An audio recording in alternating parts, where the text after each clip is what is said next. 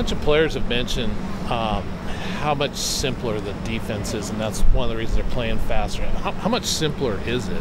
Well, in the sense of less volume going into games, that's a big time difference.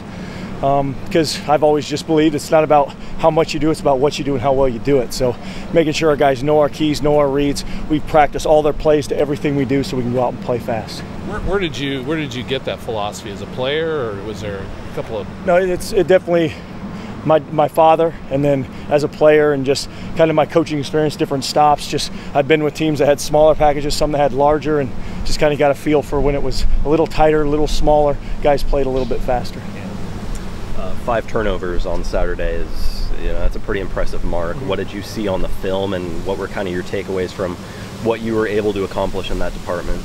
Yeah, I think just coverage-wise, a great job of being able to, push coverages when we need to push coverages. Guys playing with vision on the ball when it was time for them to be zone players and go get the ball.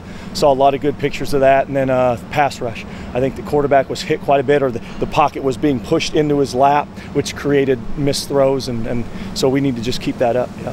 When they made the change at quarterback, how much did that kind of throw you off of your game plan? Because obviously, I assume you're not prepping for a guy who's backing up a 4-year starter. Yeah, we knew about him, and we knew they used him in certain ways to run the football. The biggest difference was for our front. The way you rush that kid versus the starter is totally different. So them adjusting in game to how we need to rush that guy is quite a bit different. So we learned a lot from that. Was there one group you were specifically most impressed with? Yeah, I was impressed with the defensive line. I think the way that they played up front, they really dominated the line of scrimmage, and against a really good running back and a good offensive line, we're able to hold that guy pretty much throughout the whole game, so it was good to see. James Rawls has made the jump into a starting role. What has he done in the last year to kind of take that next step? I think it's just been a lot of just work. I think he had just coaches conversation with Coach Lange and myself, and just, hey, where do you need to go to get to where you want to get, and the things you need to work on starting right after the last game of the season last year, and the work he put in the winter, spring, summer, I think is really paying off, at least so far. So, is he a little bit similar to Isaac?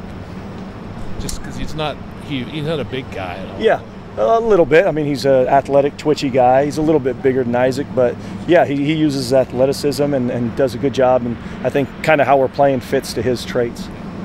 With that run defense, and particularly the defensive line's involvement in it, I know that the big run did happen, so you have to take it within the context of the game. But when you take that out, I mean, the run defense was holding Boise State to, I think, like 50 yards. Just how impressed were you with what you were able to accomplish there against a team that I think was probably trying to run the ball quite a bit? Yeah, I'm very happy with that, because whenever you can make a team one-dimensional and they have to throw it, it takes away half their game plan, their play action. It takes away all that stuff. So the ability to stop the run, make a team one-dimensional, is a huge part of playing good defense. How do you think your secondary will be challenged this week, especially with an experienced quarterback for the Bulldogs? Yeah, I think another talented team, talented group of wideouts, and then a veteran quarterback. Another good quarterback, and we're going to see a ton of them throughout the season. So I think in this conference and the teams we have in our schedule, every week's a challenge, because we're going to play good receivers, good quarterbacks every week we play. I didn't keep track of the number of plays the inside linebackers had, but did you rotated them a lot more than you did last year? Yes. What's the reason behind that? Just the depth, or? The depth's a big part of it, but also just want guys to stay fresh. So again, the ability to lock in, focus, play faster, not having to play 80, 90 plays a game.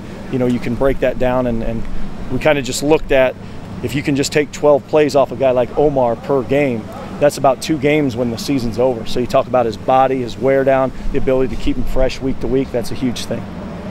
Talking to the offensive guys yesterday, some of the areas they wanted to clean up were penalties and turnovers, but defensively, what are some of the areas that, after a performance like that, you're trying to clean up? Yeah, we took a hard look at, even though we made a play, okay, the backside of the coverage, was that sound? Because that's what Fresno's looking at, is, they're going to try to look at where we weren't sound and try to hit that. So really cleaning up those details of not necessarily the point of attack, but making sure the backside and everything's on point. You talk about the importance of communication at that linebacker spot. For game 1, how was it? It was good. because they challenged us with formations, unbalanced, tackle over. We were able to communicate, get the front set the way we want it. So for the first game, I was very pleased with their communication.